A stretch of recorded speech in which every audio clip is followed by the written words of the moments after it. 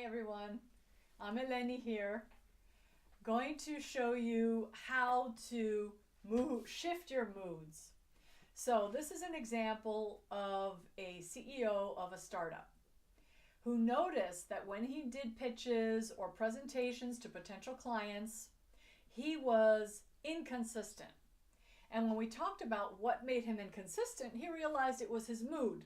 So in other words, he started with one mood one day, another mood one day, and he felt out of control with his moods, like he couldn't influence them. And he felt like he was at the mercy of his moods and he couldn't do his beautiful work in the way he wanted on a consistent basis.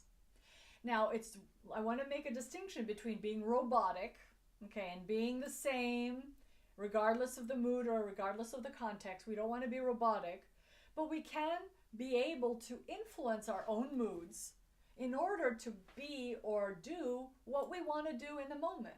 So let's say we didn't sleep well that last night, but then we have a meeting the next day with a potentially big client, and which have more to stake, have more benefit for us. So we don't want to just allow that one night of sleep to affect us. We could do something like have a cup of coffee, have something to eat, affect us, let's say on the physical aspect, maybe do some exercises to energize us. There's even lots of different ways to breathe, which you can look on the internet. Like if you breathe quickly, that way you energize yourself because you oxygenate your brain. So you can find ways to get yourself to that meeting to be able to then do well. So there's wanting just to make that distinction between robotic and performing one way regardless of the situation, and moving from a certain mood to your best. Okay, so he started with this, and he said it was a bad mood, and then he crossed it out and said it's uncomfortable. He didn't want to judge it as bad because that made him feel unhappy. So he said it's uncomfortable.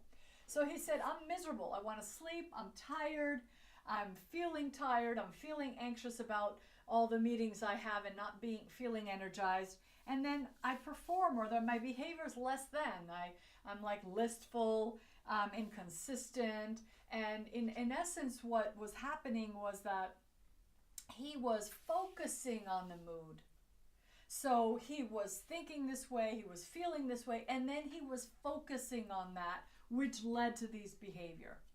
So we said, try something else. So we said, okay, he wanted this desired mood, and he was saying, and we talked about, well, what do you want to feel, compared to that? Well, I want to feel better. Okay, that better meant to him, he felt like, not so tired, not so listless, not so hopeless. He felt hopeful. He felt focused. Okay, so how did we get to focused? He said, I want to feel focused. I said, okay, well, what do you need to think to be focused? And he said, well, I'm still going to be tired. Okay, fair enough. I'm okay. So in order to feel focused, he felt like he would say, I'm okay. I'm someone, as a coach and as a person, who always encourages that anyway. So maybe he did it because he knows me. And I always say, whenever you think I'm okay, you feel better, you do better, because you feel safe, you satisfy your own safety. And he said, I'm going to start focusing on what works. And that helped him feel this way, and those feelings helped him think this way. And then what he did was then focus on what works. And when you notice what works, you kind of get energized. You're like, oh my God, that works. That's exciting. So even you could be tired and listless and even in a bad mood, and when you start to think about what works, you already feel better, because you can glean some energy from something that works well. If you say what's not working, which we're socialized to do in all meetings, in all at school, in exams, in any situation, we're taught to focus on what doesn't work and fix it. Yet we can also follow the research called strength. The Strength Finder is a tool of a lot of research focusing on, if you focus on what you're good at and what works, you feel better. Enormous amount of research on this. It's called happiness research, but it's also linked to the way you feel affects what you see and how you see it. And you can affect how you feel by what you look at. So if you turn the news on and you look at, my God, what doesn't work? Everything doesn't work when we look at the news, because journalists are in charge of exposing what doesn't work or exposing what's other people are trying to hide, right? So it's natural, really, in one sense, that the news or what journalists show us are things that we don't want to see because they're uncomfortable, they're difficult, they're challenges to us on personal and, social levels, systemic levels.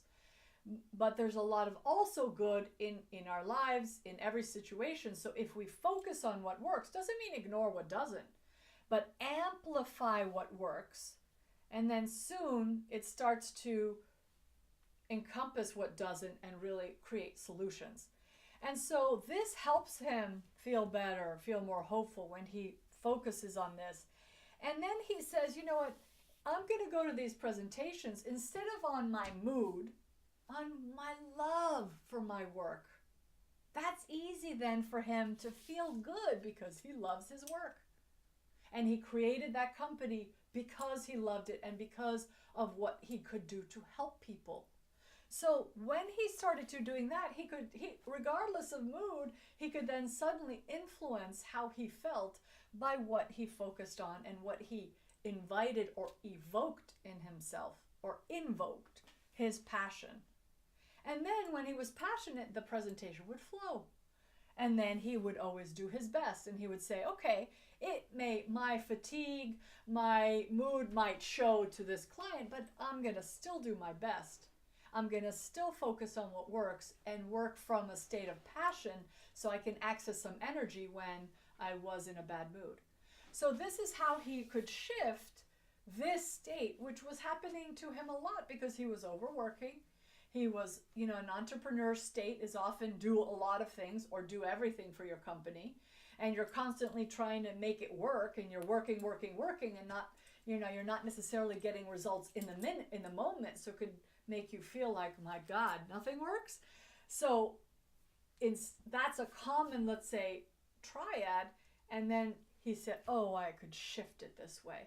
And notice that shifting to this triad does not mean ignoring this triad or saying, oh, I'm not going to feel this way. No, it's just saying, okay, this mood doesn't help me be who I am in my work, in my life. How could I influence it? And so he influenced it by starting to amplify what works, starting to present from a state of his love for his work. And then just doing his best and saying, okay, whatever happens is a different story. I'll do my best and kind of let go of the outcome, yet continue to do what I can do.